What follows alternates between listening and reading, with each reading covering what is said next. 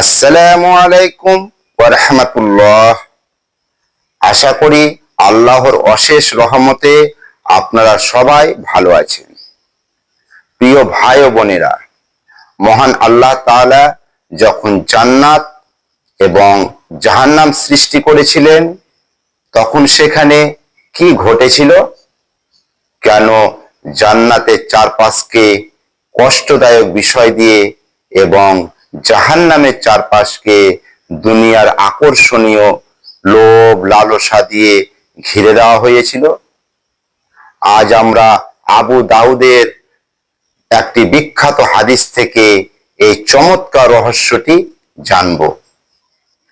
হযরত আবু হুরায়রা রাদিয়াল্লাহু তাআলা আনহু থেকে বর্ণিত, রাসূল সাল্লাল্লাহু আলাইহি সাল্লাম বলেছেন, আল্লাহ তাআলা যখন জান্নাত সৃষ্টি করলেন, তখন তিনি হযরত জিবরিল আলাইহিস সালামকে ডেকে বললেন, হে জিবরিল, যাও জান্নাতটি দেখে এসো।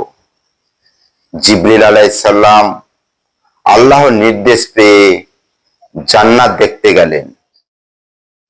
সেখানকার অপরূপ সৌন্দর্য, নিয়ামত আর শান্তি দেখে তিনি আল্লাহর দরবারে ফিরে এলেন। এসে বললেন, হে আমার রব, আপনার ইজ্জতের কসম, যে ব্যক্তি এই জান্নাতের কথা ও এর সুখ শান্তির কথা শুনবে, সে অবশ্যই এখানে প্রবেশ করার জন্য ব্যাকুল হয়ে উঠবে এবং পুরোপুরি চেষ্টা করবে। এরপর আল্লাহ তাআলা এক গভীর পরীক্ষা রাখলেন। তিনি জান্নাতকে মানুষের মনের ইচ্ছার বিরুদ্ধে নানা কষ্টদায়ক বস্তু এবং ইবাদতের কঠিন নিয়ম কানুন দিয়ে ঘিরে দিলেন।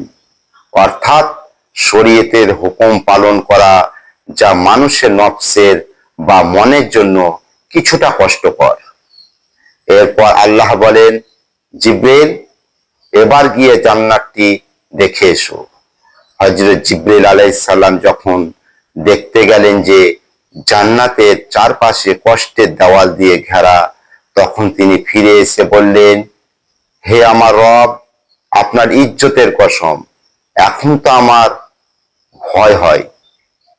আল্লাহ তাআলা যখন জাহান্নাম সৃষ্টি করলেন, তখন জিবরিল আলাইহিস সালামকে বললেন, যাও এবার জাহান্নামটি দেখে এসো। জিবরিল আলাইহিস সালাম গেলেন এবং জাহান্নামের সেই ভয়াবহ আগুন ও শাস্তি দেখে শিউরে উঠলেন। তিনি ফিরে এসে আরজ করলেন, হে আমার প্রতিপালক, আপনার ইজ্জতের কসম, এই জাহান্নামের ভয়াবহ শাস্তির কথা যে শুনবে, সে কখনো এর ভেতর প্রবেশ করবে না। সে এখান থেকে বাঁচার জন্য জান প্রাণ চেষ্টা করবে। কিন্তু এরপর মহান আল্লাহ এক অদ্ভুত পরীক্ষা নিলেন। তিনি জাহান্নামের চারপাশকে মানুষের মনের অন্তহীন কামনা, বাসনা, দুনিয়াবি লোভ লালসা আর গুনাহের আকর্ষণ দিয়ে ঘিরে দিলেন, যা দেখতে মানুষের কাছে খুব লোভনীয় লাগে। এরপর আল্লাহ বললেন, জিবরাইল, এবার গিয়ে দেখে এসো।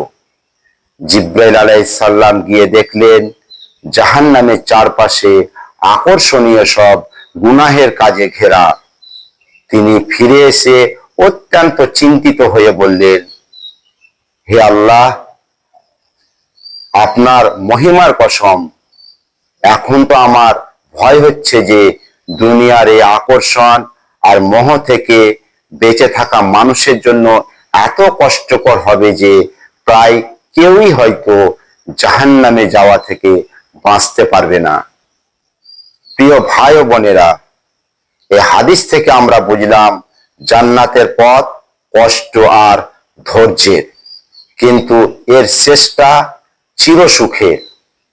আর জাহান্নামের পথ সাময়িক লোভ লালসার, কিন্তু এর শেষটা চিরস্থায়ী কষ্টের।